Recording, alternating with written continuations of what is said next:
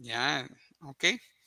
So again, for week 7 and 8, for music 3, this is all about word painting.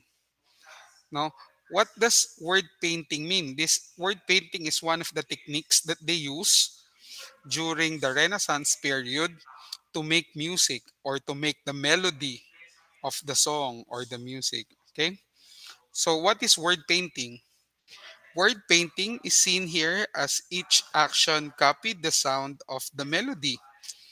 Composer use word paintings to further give emphasis to the music, secular poetry with text. Okay? One of the strongest and the most recognizable features used in the madrigals. Now, it is commonly used to give more meaning to the text. And word painting is similar to the concept of romantic period where the music narrates a story even without text. Okay, when you look at the lyrics of the song, when it talks about the mountains, when it talks about the sky, when it talks about God, yung pitch ng mga salita na yon ay matataas din. Okay?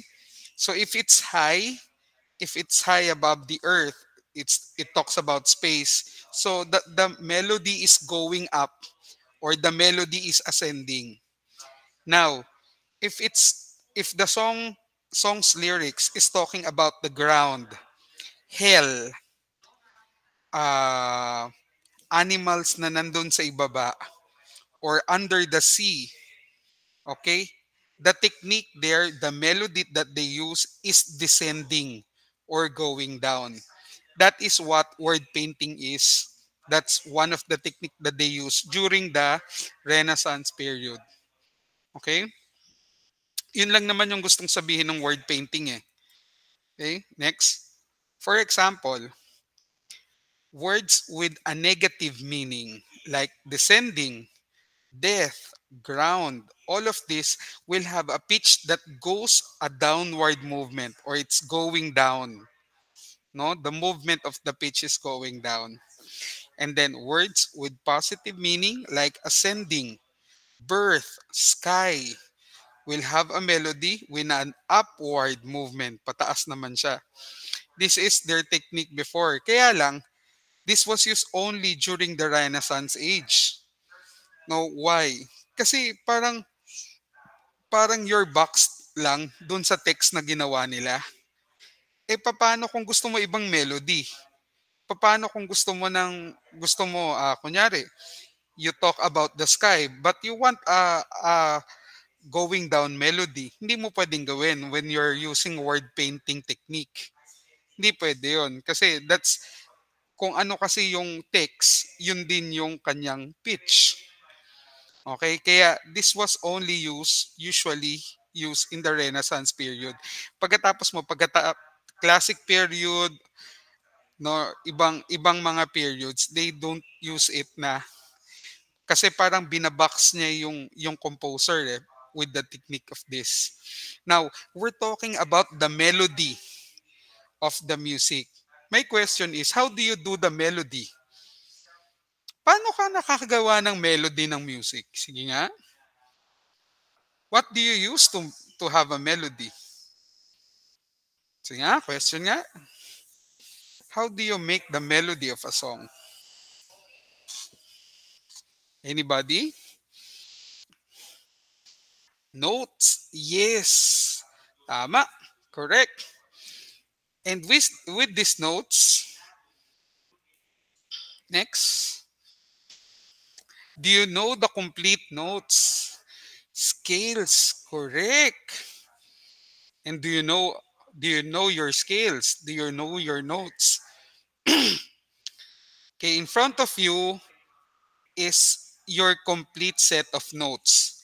This is what we call as your chromatic scale or the 12-tone scale. Now, this is the complete. What are these notes? Okay, when we talk about notes, dalawang klase siya. Isang pitch name or letter name. Yan, no? These are letters. So we call that letter names or pitch name. And then we also have the sol fa syllable. Okay? Now, C in pitch name is do in sol fa syllable. Okay? Do you know that? D is re. E is mi. F is fa. G is sol. A is la. B is T or C. Okay?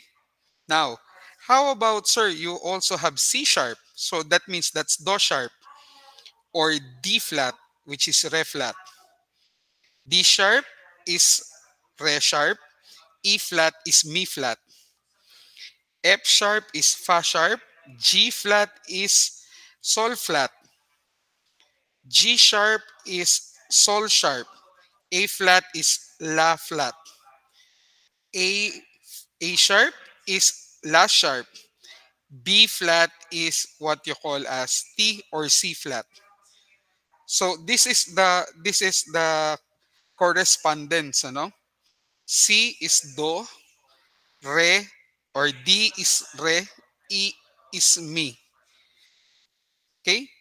Wag po tayong malilito. When you were looking for letter names, you answer these letters, or pitch names, you answer these letters. But if you're looking for solfa syllables, okay, you answer do, re, mi, fa, and sol. Okay, na gets? Sir, bakit po nagsimula sa C? You start with do. C is do. Kaya siya nag-start. Hindi, what I'm saying po is, bakit hindi po siya A, B, C, D, E, F, G, imbis, ano? Well, I need to check on that first. Hindi ko rin alam eh. I'll look on it. Let's park that question first. But nga, hindi naging A, B, or C, di ba? Oo nga, no? Well, thanks for asking. I'll check on it later. I'll check on history. Starts with A, B, C. Starts with la. C, yung start dahil walang flat or sharp. Tapos C yung start. Ah, it's different. C major scale is now a scale. But this one, wala. Sinabi lang do, re, mi, fa, sol. Okay? Sige. I'll push through. I'll check on it, Elia. It's the only major scale with no sharp. Yes. Okay. Now we go to scales now. Now, this is how you make your melody. No? Dapat nandito sa scale. Usually it's on the scale. Bakit sir kailangan on the scale? Para magandang pakinggan, there's a center tone, no, na umiikot dito sa scale na to. If it's a major scale or D major scale, G major scale, basta on scale. Para magandang pakinggan, tama yung sunod-sunod na mga notes, or important yung pagkakagawa. Sorry. Okay. So, let's start with C major scale. Now, it's C major scale. So, you definitely would start with C. Doon siya nag-start. Sir, so bawal po ang kanta with two scales? No. Meron transposition na tinatawag eh. Meron pa nga 4, 5 transposition, 5 scales eh. Pero, you go back to the center eh. Bago ka lumipat sa isang scale, still go back to the center, to that scale. Okay? So, C major scale, you start with C. And this C major scale has tama, no sharp, and then no flat. And it starts with do or C, yung note. Do, re, mi, fa, sol, la, and then T or C. Ngayon, when you put this in your scale, this is 1 octave now. It's called 1 octave. Okay? And do, re, mi, fa, sol is ascending. It's going up. Okay? Now, if it's going down, no, if it's descending, you start with this. So you have do, ti, la, sol, fa, mi, and re. That is descending, going down. The notes are going down. But the rule is you start with C because it's C major scale. Okay, nagets? Yan. Now, in your AA, kunyari in your AA, what is the fourth note in a C major descending scale? Fourth note in a C major descending scale. So, descending, so you have 1, 2, 3, and 4. So the answer is, my question is note, not pitch name. So what's the note? Yan. It's correct. The note is all. Now, what's the letter name?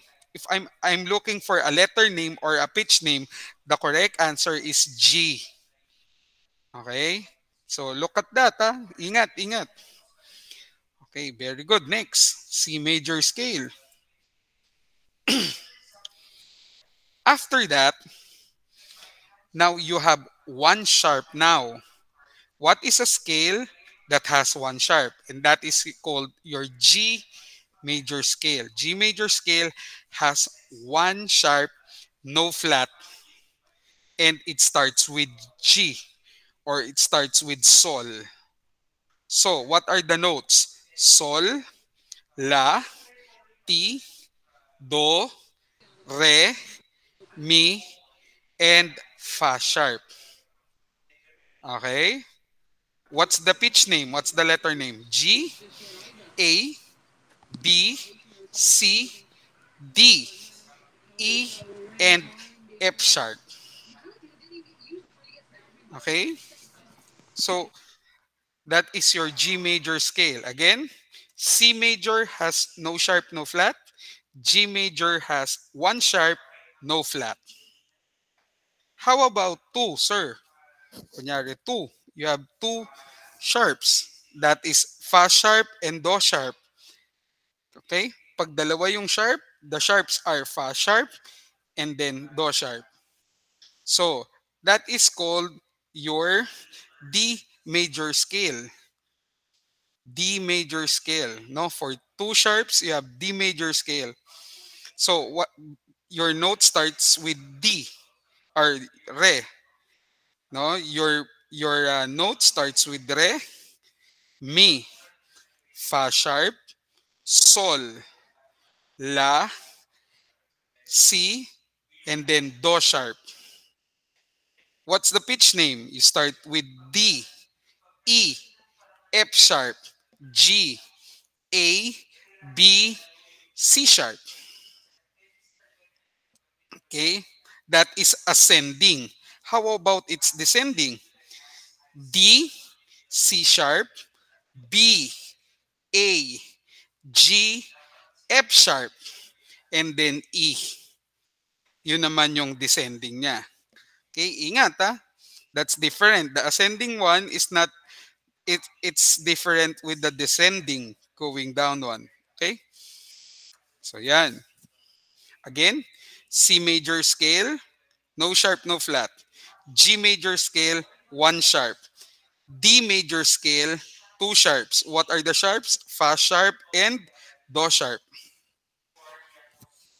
Okay? Next. Now, sir, how about three sharps? Three sharps, we call that A major scale. No? A major scale if you have three sharps. Now, what are the sharps? You have Fa sharp, Do sharp, and Sol sharp.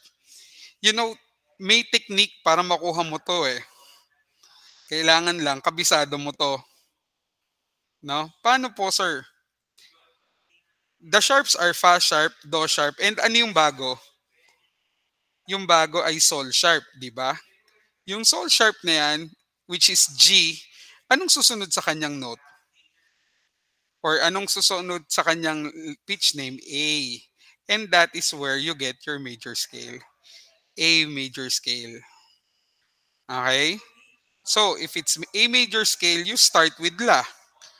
you start with A. Okay? So you have A, B, C sharp, D, E, F sharp, G sharp, and then A. In notes, when you read, okay, people, okay, hindi po kayo papasa ng Music 3 kung hindi kayo marunong magbasa ng note. Sisiguraduhin ko po sa inyo yan. Okay? You need to know how to read notes, musical notes. Okay? Puro ganyan ang babasahin natin the whole year. So might as well read the notes. Sir, paano po ba binabasa yung notes? Well, you look at the head where they are placed in your staff. Doon mo mababasa yan. Okay? So yan, no? Nako, lalo na yung grade 10. Nagpa-plot sila ng mga variations ng notes. Ay, ayun, hirap na hirap sila ngayon. Okay, so A major scale, no? That's A major scale, no? You start with A and you finish with G sharp. And then if it's going down, you start with A up to B. And this A major scale has three sharps: Fa sharp, Do sharp, and Fa sharp. You have, sorry, Fa sharp, Do sharp, and Sol sharp. Next. Sir, how about four sharps? Fa sharp, Do sharp, Sol sharp, and the new one, which is Re sharp. So, Re sharp, D, ano susunod sa D? The answer is E. That's why the next major scale is E major scale. Now, you have E major scale, you start with E. No, with the E, with me, note me. So, me, Fa sharp, Sol sharp, A, B, Do sharp or C sharp, D sharp, and E. In your notes, that's me, Fa sharp, Sol sharp, A, B, ay sorry, La, T, Do sharp, Re sharp, and then Mi. So yun yung mga notes natin in your major scale, E major scale. And lastly, meron pa siyang mga kasunod. You have 6 and 7 sharps pa. But I just included only up to 5. Hanggang 5 lang muna. So what are the sharps? Fa sharp, Do sharp, Sol sharp, Re sharp, and La sharp. The new sharp is La sharp. When you have that, La sharp is A. What's the next note? That is B. So this is B major scale. You start with letter B. Pitch name B, C sharp, D sharp, E, F sharp, G sharp, A sharp, and B. In your note, in your solfa syllable, that's T, Do sharp, Re sharp, Mi, Fa sharp, Sol sharp, La sharp, and go after B. For one octave. Ulit. C major scale, and then G major scale, one sharp. Two sharps, you have D major scale, two sharps. Three sharps is A major scale, Fa sharp, Do sharp, and Sol sharp. And then E major scale, you have, four sharps are E major scale. Okay, so you have Fa, Sol, Do, and Re. And then B major scale, Fa, Sol, Do, Re, and La sharps. Okay, those are your sharps. Now you go to flats.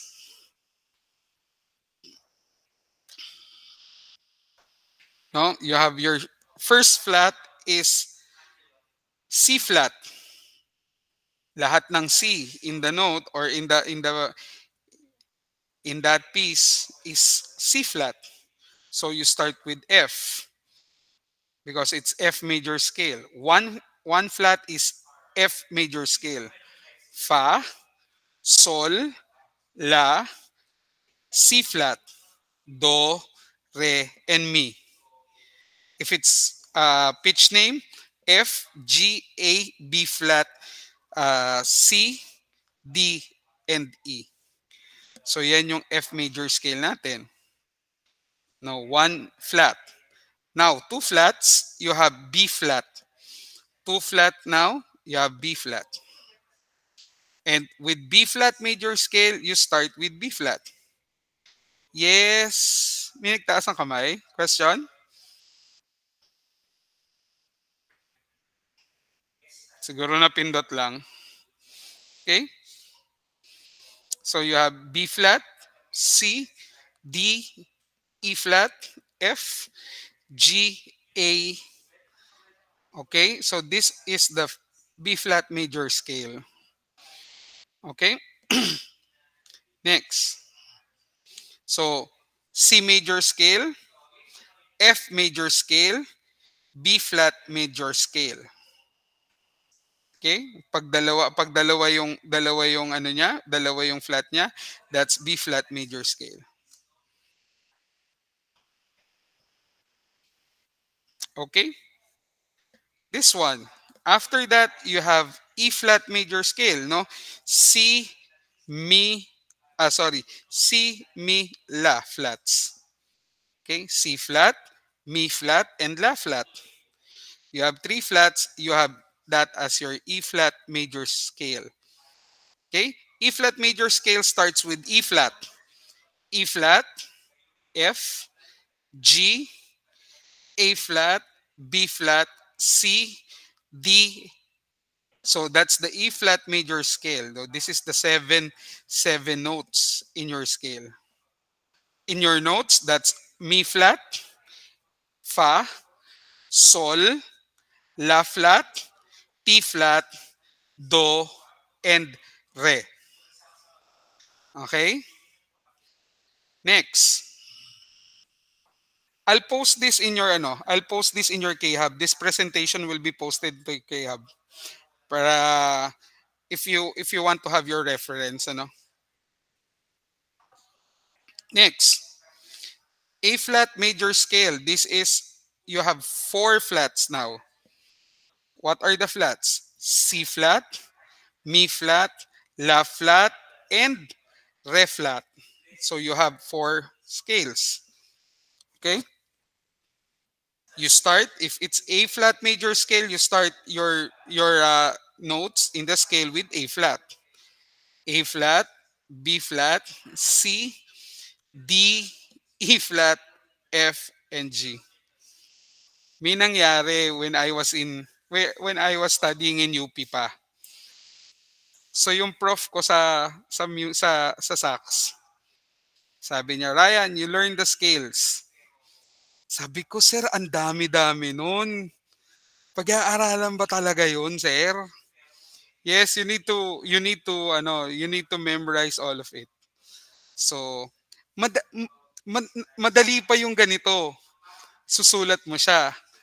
How about kung tutugtugin mo na siya? Mas mahirap yung tutugtugin mo siya actual. Okay? Kaya sobrang daming sermon ang inabot ko dito sa scales na to. Kasi kailangan you need to memorize that. Madali lang pag sinusolve mo siya eh. Susulat mo siya, madali lang eh. Ang problema mo pag tinutugtog mo na siya. Pag ginagawa mo na siya in actual, my God. Lalo na yung mga ganyan, halimo mo na yung mga apat na flat, limang flat, anim na flat, tutugtugin mo. Yung daliri ko nagkakaganong-ganon sa hirap. No, it's really hard, no? So every musician or every music student, you need to know. Eto madali pa to because in performing, mas mahirap in performance 'yan. No, this one you just plot it, you just write it down, major scale. No. Eh sir, saan naman namin gagamitin 'yan? You will need that when you're building your melody na in your songs. Sir, are we using this all of this? Siyempre, paano ka mamimili kung ano yung gagawin mong melody kung hindi mo alam 'yan? So 'yon. This is wrong. Sorry, this is wrong. Yung nasa ilalim, those are wrongs. This should be, o sige nga, Sige. What's the first note? What's the name of the first note? What's the name of the first note? Re flat, correct. Wow. Aiden's correct. Next, what's this note? What's the fourth note? What note is this? Sol flat, correct. How about this one? What's this note? This one. Yes, that's D flat. So mali yung nakasulat sa ilalim. So B flat starts with D flat. This is re flat.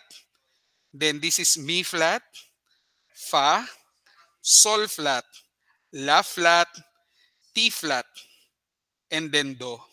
So this is what you call as your D flat major scale, and you have what? Five flats now. What are the flats? C flat, mi flat, la flat, re flat, and sol flat. These are your flats in your D flat major scale. So you start with C major scale, F major scale. One flat is F major scale. Two flats is B flat major scale, E flat major scale, A flat major scale, and lastly, you have B flat major scales. Now, for your alternative assessment, so ganon, ano? In a D flat major scale, what is the fifth note in the ascending order? Nga, sige nga. What's the fifth note in the ascending order of a D flat major scale? What's the answer?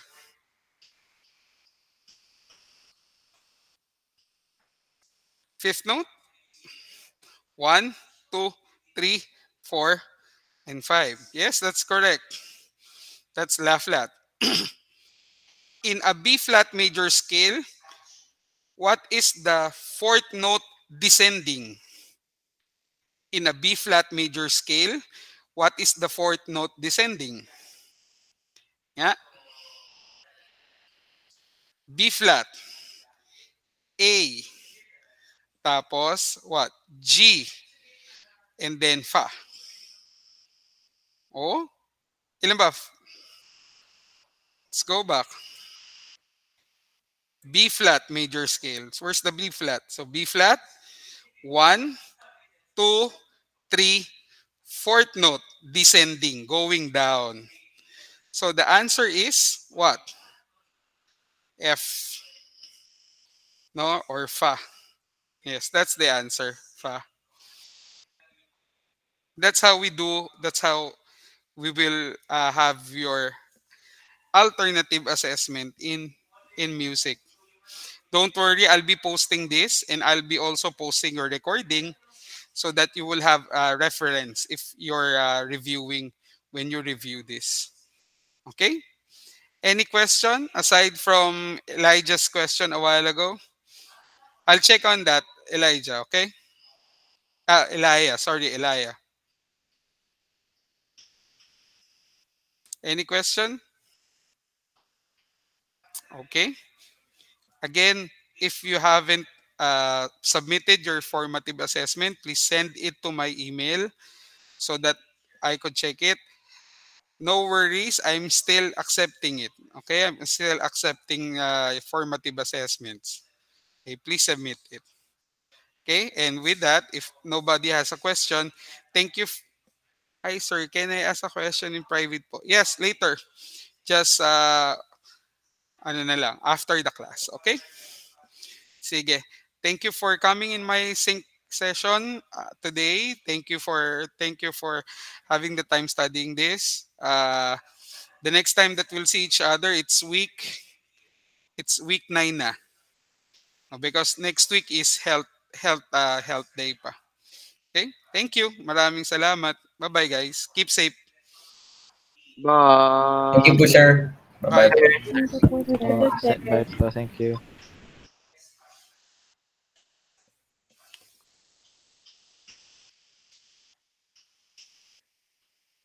Yung Yes, Francis.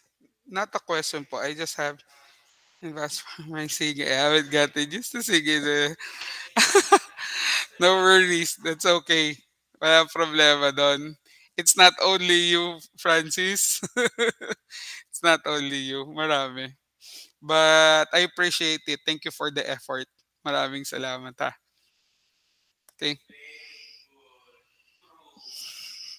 Thank you. Salamat.